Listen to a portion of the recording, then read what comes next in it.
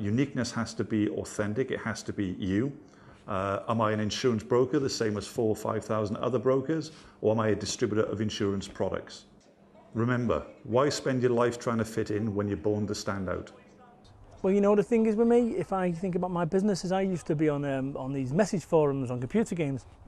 And a friend of mine, when I worked for a company over in London, he said to me, he said, Brad, you go into a room and you make everyone start talking. You're like a Brad grenade, right? Yeah. And I thought to myself, how can I make a business out of one, speaking to people online, and two, going into rooms and making people talk? Yeah. And that's why I started my networking business off. I had no idea what a complete nut job I'd come across as, right? True story, right? I had no idea, no idea, and I don't know if I'm coming across as a nut job now, but the point is I had no idea of you know, it's a bit like saying to a fish, what's the water like? Water? Yeah. Doesn't know. I didn't realise I was fundamentally different to most people in business, and it was only until somebody sat me down and said, you are a bit different, that I actually recognised that. So prior to that point, 3 or 4 years ago, I was blissfully unaware of it. Yeah. I mean, standing out is important, isn't it? I mean, you stand out clearly in business, and I, sort of preach about standing out in business. How important do you think that is? I got booked by JCB, a big company, to speak, right, to their guys. And the reason they got booked is out of the 250 speakers that were there, I was the only one daft enough to have jeans, t-shirt and trainers on. Yeah. And as you might have seen when we seminars, there was 5 deep people trying to get in. So I'm fundamentally different. And I always ask people, how are you fundamentally different to your nearest competitors? And people go, oh, well, we're a web design company. What we do, we speak plain English, not geek. Well, guess what? So do your competitors. Yeah. I'm an IFA. I give away a free hour one review. So does everyone else. So how are you fundamentally different? Because if you're not fundamentally different, it's going to come down to price or personality every time. And if you're happy competing on price or personality, great. If you're not, be fundamentally different. And that's what I've tried to do with everything that I stand for. Some of the stuff that I've ever done, right? When I was in my corporate career, albeit a loose one, you know, I was told by the director team, Brad, your ideas are daft, they're not going to work, they're unworkable.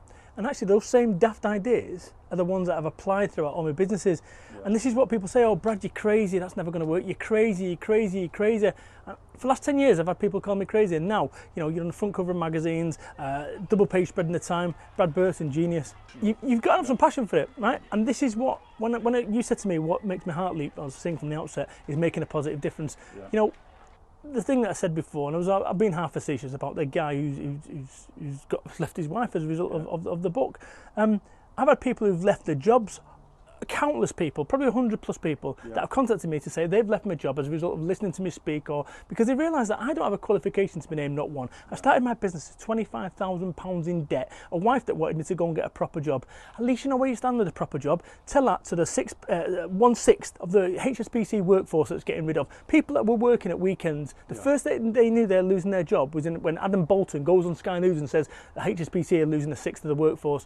You know, when you run your own business, you know exactly where you stand at first. Skint, get used to it. No. And that's the thing. But show me one person in the UK, one self-employed person that starves to death, because it doesn't exist. So what's the risk? The risk is that you don't do it. And if you don't do it, you get to the end of your life and go, I wish I would. Start your own business off. And if it doesn't work out, guess what? You can go back and get a proper job, and at least you know where you stand. Skint, get used to it. Yeah. I went for it. And actually the great thing about going for it when you're skint is you've got nothing to lose. No. You're already there. I was 3 days away from going bankrupt. I said, if I don't sort myself out by a certain date, I'm going bankrupt. Yeah. And that's the difference between success and failure, is not quitting.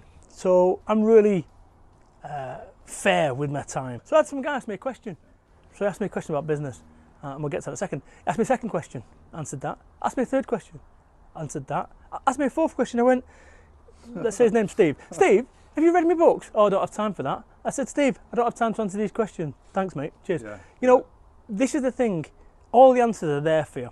So the question that most people want to know is, should I leave my job? Should I leave my relationship? Should I?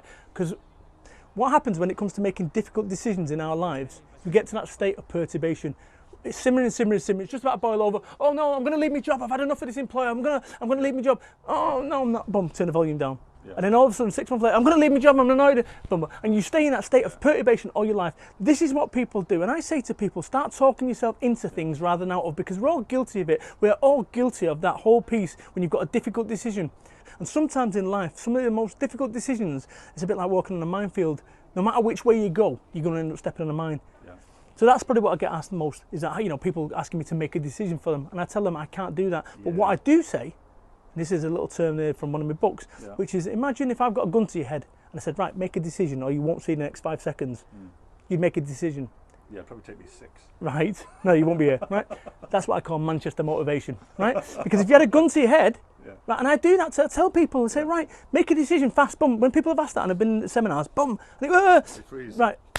No, they tell you what's going to happen.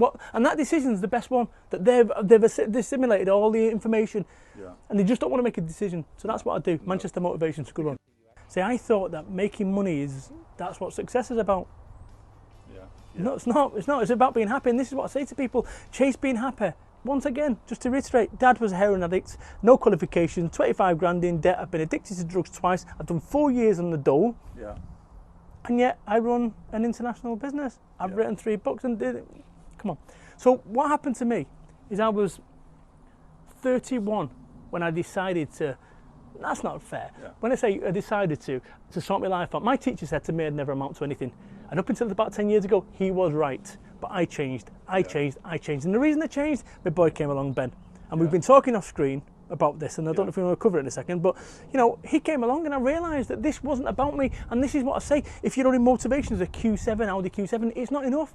So do it for your mum, do it for your gran, do it for your kids, do it for your wife, do it for your husband, do it for something, even because you can't get your own shots off for yourself, generally, I can't, talking about me.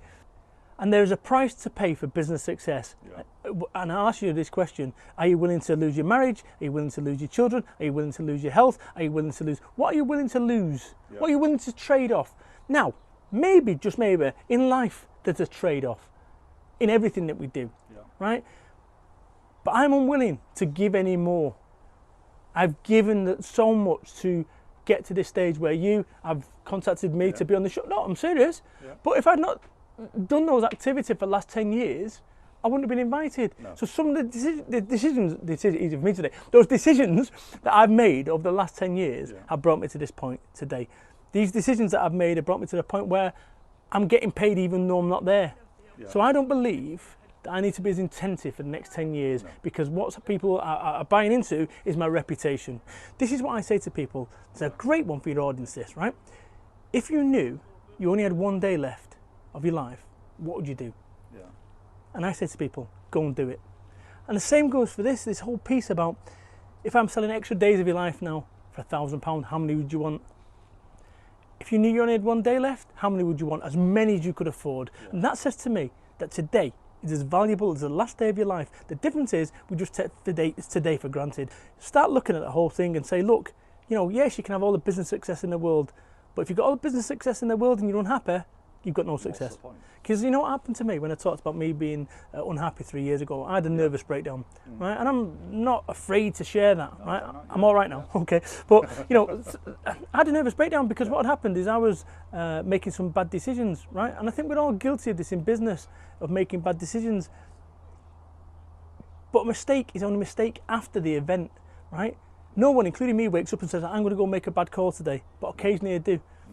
And you learn from that. Any mistake or anything that doesn't go your way, you learn something, which is what I talk about, which is experience is what you win when you lose. And I've learned massively now to start, 1, appreciating today, 2, that money is not what success is about. Imagine you're a captain of a ship, and you are a captain of a ship, your ship, and over here is an island with health and relationships, and over here is an island with wealth beyond your wildest dreams. Which one are you full speed ahead towards? Because 3 years ago, I was full speed ahead towards the wealth.